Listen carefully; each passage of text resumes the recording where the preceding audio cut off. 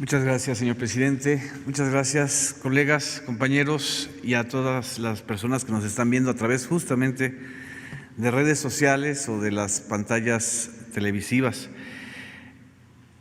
Estamos frente a tres rostros de una epidemia que tiene impactos en el lado sanitario y de salud, que esto cotidianamente se informa, en el lado económico, que es donde también se está informando y tomando medidas, pero esta parte que es la parte mediática y la parte de impacto social más fuerte es la que generalmente no se aborda o consideramos que es algo normal en esta nueva era de las redes sociales y de las redes digitales.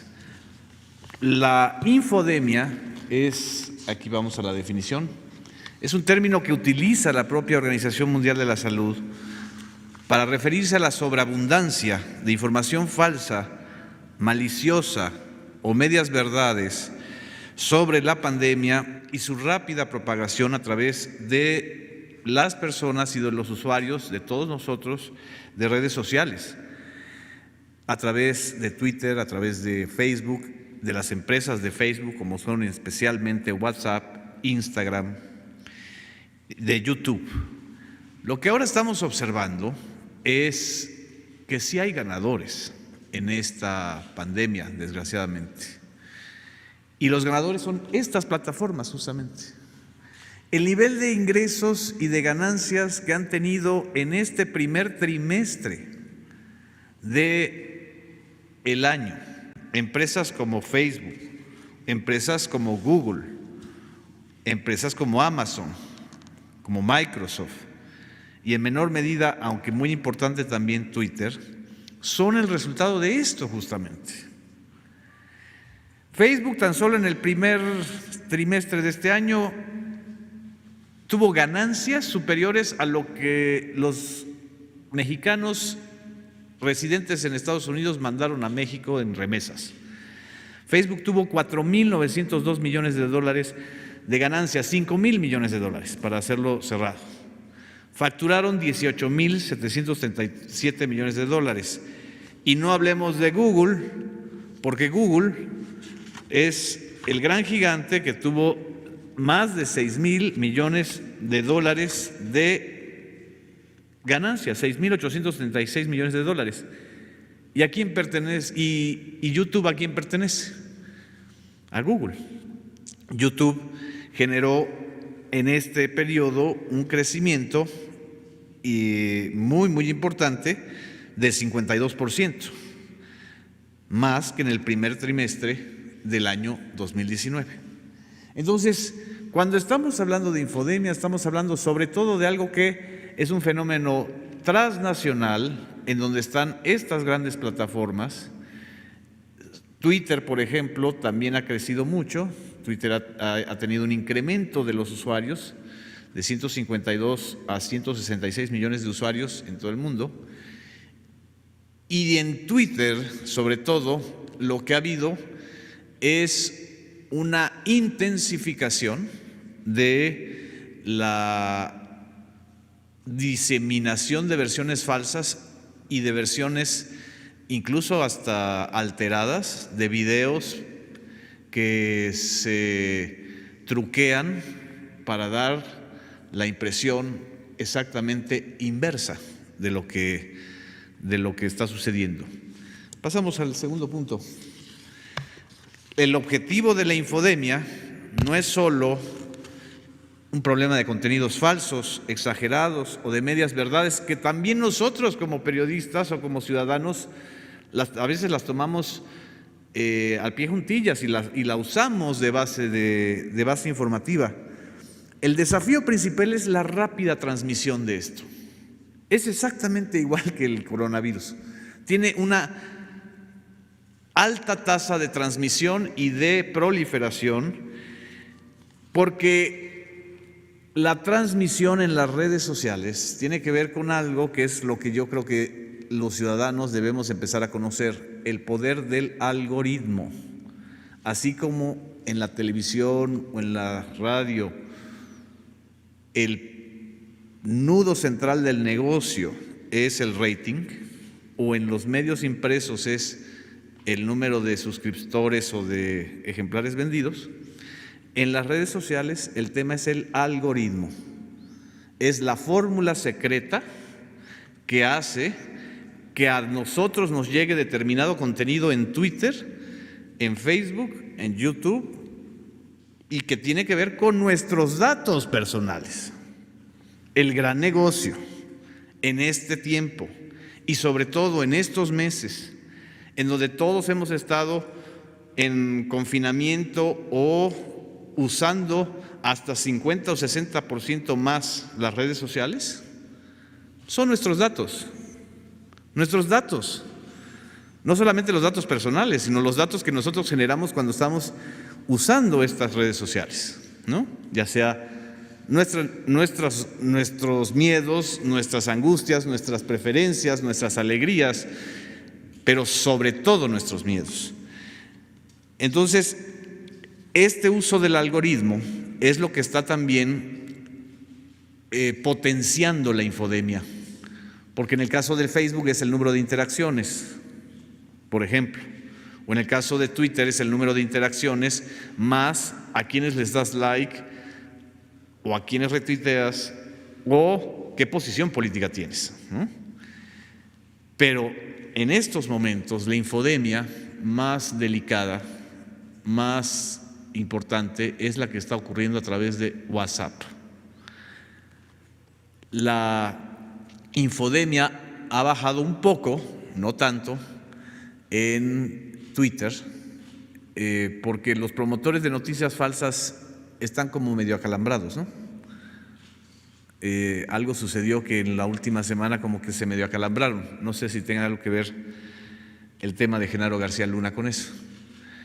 Pero en WhatsApp se ha intensificado a raíz de la tercera fase de la epidemia la circulación de audios y de videos alterados, truqueados, que tienen como objetivo generar desconfianza social, generar miedo, sobre todo en los sectores más populares, en los sectores que no tienen acceso luego a contrastar la información.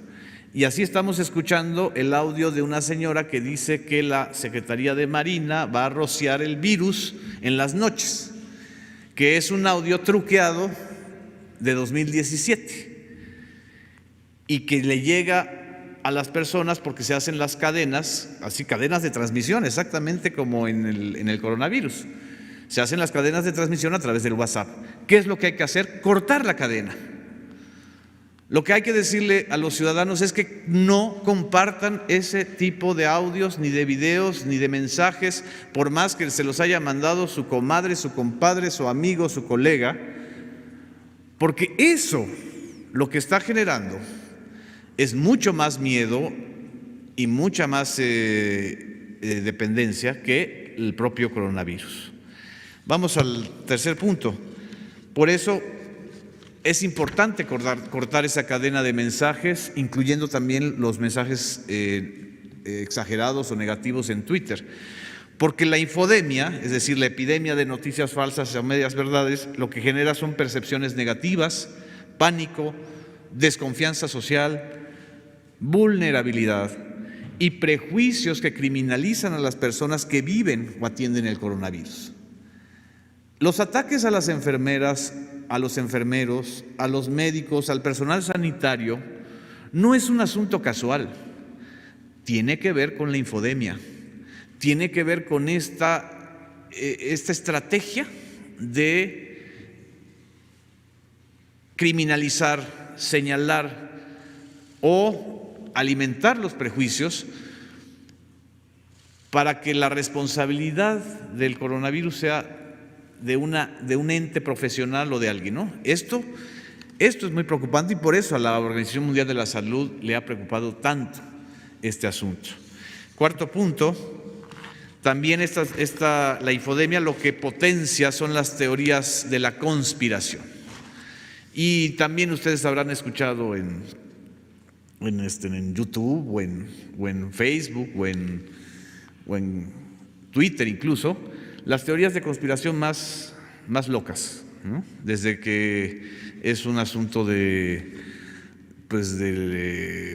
los judíos capitalistas de Nueva York hasta que es el producto de un laboratorio chino o que se inoculó desde Estados Unidos para entonces molestar a China. Esto, que es común, se vuelve todavía más peligroso cuando la difusión de estas versiones es todavía más rápida. En la infodemia, la réplica o la difusión de esta información es hasta 4 o 5 veces mayor que en tiempos normales, y eso obviamente todos lo estamos viviendo todos los días. Porque pasamos al punto 5, porque el negocio ahora, el negocio de los que hacen la infodemia es intoxicar las redes sociales, ¿sí? Y la intoxicación, como en un paralelismo con el tema de las adicciones a las drogas, lo que te genera es lo que algunos llaman la dopamina digital. Es decir, si nosotros escuchamos, vemos y compartimos información negativa, hay un efecto emocional en nosotros que nos hace adictivos a eso, como también nos podemos hacer adictivos a los memes o a las burlas. Este asunto es todavía más perverso porque se trata de enganchar a la gente, ¿sí? Aunque sean absolutamente ridículas, increíbles las versiones, el tema es que se viralice, que se comparta de manera mucho más rápida. Y el último punto, no es que nosotros, como colegas periodistas o como comunicadores, estemos exentos de la infodemia, porque eso nada más le da a las personas que no saben o que son ignorantes. No, la infodemia nos afecta a todos, porque la rápida transmisión de la información falsa genera miedo, desconfianza, polarización, en lugar de generar solidaridad, empatía y una acción social más contundente. Y termino solo para comentar esto. El negocio, acuérdense, los que nos están viendo y escuchando, que en las redes sociales, cuando algo es gratis, quiere decir que el negocio somos nosotros, nuestros datos. El negocio en estos tiempos de las redes digitales es que nosotros estemos enganchados a ellas, ¿sí? ¿Y qué hacer? La gran pregunta, ¿qué hacer frente a esto? En primer lugar, conocer el fenómeno. En segundo lugar, cortar la cadena de transmisión de mensajes, noticias falsas, audios, videos, porque si no cortamos esa cadena, la epidemia de la información falsa es todavía más delicada. Nada más termino con este ejemplo. Qué casualidad que ahora, en la tercera fase de la pandemia del coronavirus en México, que es la fase hospitalaria, ahora justamente el tipo de información que está circulando para generar desconfianza tiene que ver con hospitales del Seguro Social o del ISSSTE en determinados municipios que son altamente vulnerables, como Ecatepec, como Iztapalapa, como Tijuana, etcétera.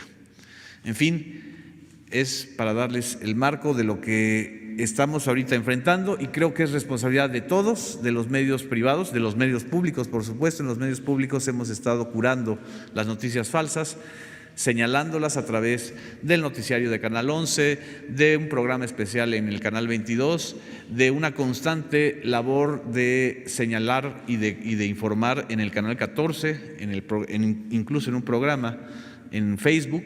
Hay que actuar en esas plataformas, es decir, exactamente en Facebook, y, por supuesto, en el IMER y en Radio Educación. Muchas gracias.